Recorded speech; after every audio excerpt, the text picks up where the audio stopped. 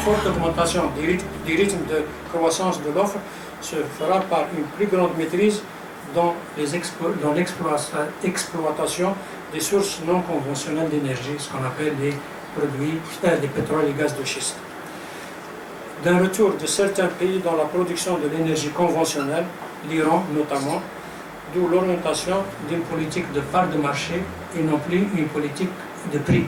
Donc il faut bien garder à l'esprit qu'il ne peut pas y avoir d'entente à l'intérieur de l'OPEP sur les prix, parce qu'il y a des pays qui ont nécessairement intérêt à une part de marché, à ne pas perdre des parts de marché, donc ils n'écouteront pas ceux qui voudraient avoir une politique de prix qui ne sont pas très importants en nombre et pas très importants en volume de production. Donc il faut bien garder à l'esprit que nous allons aller dans le monde entier, pas seulement à l'intérieur de l'OPEP, vers une politique de part de marché, donc de quantité à exporter. Et la production possible à l'intérieur du pays. Par exemple, nous avons une consommation importante de céréales dans notre ration alimentaire.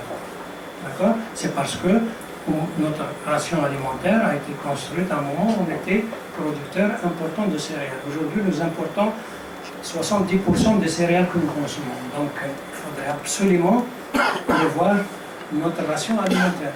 Et donc, tous ces éléments-là sont des éléments de stratégie fondamentale qu'on ne peut pas prendre un seul. Il y a une façon de dire, on dit qu'on ne peut pas voir les choses un par un, on peut les voir globalement, sinon on ne peut pas les voir. Et donc, c'est toute une stratégie.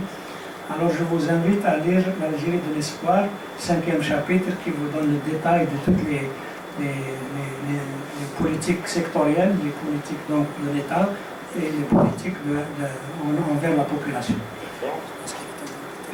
Les alternatives aux hydrocarbures. C'est ça, donc c'est voir ensemble aussi bien le modèle de consommation que le modèle de production pour qu'il y ait synergie entre les deux.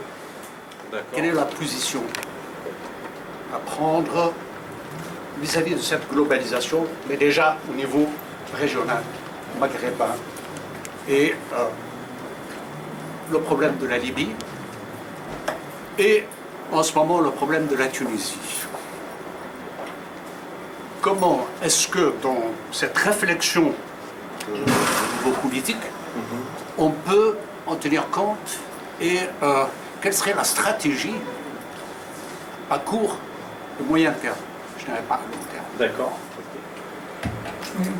En fait, il faut s'intéresser à la localisation, dans le cas justement du Maghreb. De la région. Donc, il faut faire attention à cela. Vous savez, quand vous avez une contagion à côté, en parlant de la Libye, en tant qu'être humain, s'il y a une contagion à côté, qu'est-ce que vous allez faire? Le mieux à faire, c'est de guérir celui qui est malade pour qu'il ne nous apporte pas la maladie. Donc, toute notre stratégie consistera donc aujourd'hui, à mon avis, à aider et les Libyens à s'en sortir parce qu'ils sont dans une situation difficile. Et c'est ce qu'est en train de faire l'Algérie actuellement. Et aider les Tunisiens en matière de ressources tant qu'on en a encore. Moi, je crois que c'est ça. Et commencer à travailler, justement, à avoir des stratégies de coopération régionale qui, à ce moment-là, viendraient contrebalancer le nouveau Grand Moyen-Orient. Je pense que c'est comme ça. L'apocalypse. Apocalypse now. Non, je ne sais pas encore, je le répète, il faut maintenant réveiller les consciences et amener le pouvoir à comprendre qu'il est dans son intérêt lui aussi. Bien sûr, c'est dans l'intérêt du pays, mais il est dans son intérêt aussi à assurer le changement. Parce que si on prend l'expérience de Tunis et du Caire en 2011, on peut en tirer deux leçons nouvelles.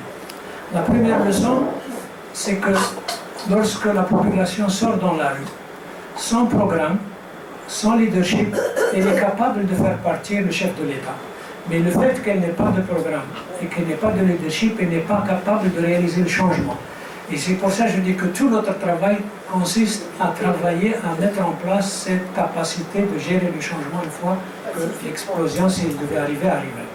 La deuxième leçon à tirer, ça c'est en direction des tenants du pouvoir, tous les tenants du pouvoir ont des avoirs à l'extérieur, ils considéraient que si la situation venait à être intenable, ils prendraient l'avion et ils iraient vivre le paradis de l'exil. Nous avons vu justement que lorsque la situation devient intenable, ni Ben Ali, ni Moubarak, ni le Libyen, ni le Yéménite, ni le Syrien n'ont pu justement trouver une solution à leur propre personne. Donc, il est dans l'intérêt des tenants du pouvoir qu'il y ait un changement rapide et j'espère qu'ils prendront conscience de ça. Quand je fais moi cette présentation, je n'ai aucun problème avec les gens qui sont dans le pouvoir. Seulement, je signale que de leur intérêt, le pays va avec mon analyse. S'ils ont des analyses différentes, tant mieux, qu'ils nous encouragent et nous disent qu'on va le faire. Si c'est juste pour dire austérité, pas austérité, nous avons besoin de l'argent qui se trouve sur le marché parallèle, je répète ce que j'ai déjà dit, le marché parallèle a une fonction économique fondamentale. Aujourd'hui, toute la distribution des produits de consommation se fait sur le marché informel. D'accord? Un commerçant de Tindouf, il prend son portable, il téléphone à son correspondant à Sétif et lui dit j'ai besoin de 10 tonnes de marchandises telle. Le surlendemain, il a la marchandise et bien sûr, il le paie en argent courant. Il ne va pas attendre de lui donner un chèque, il va être encaissé, pas encaissé, etc. Donc, il faut bien considérer que cet argent qu'on veut ramener à l'intérieur des banques, il a une fonction. Si vous n'avez pas de solution à la fonction, vous allez vous trouver avec un pays sans attendre la pénurie, d'être en pénurie, pas parce qu'il n'y a pas de produits, parce qu'il n'y a pas de distribution de ces produits. Donc il faut bien comprendre qu'on ne peut pas aller vers des solutions juste comme ça. La lecture que fait M. Benbitour, un peu des changements qui intervenaient récemment dans les corps de sécurité, entre autres le DRS. Les derniers changements. Les derniers changements, c'est des permutations, ce ne sont pas des changements. Il n'y a pas eu de changement.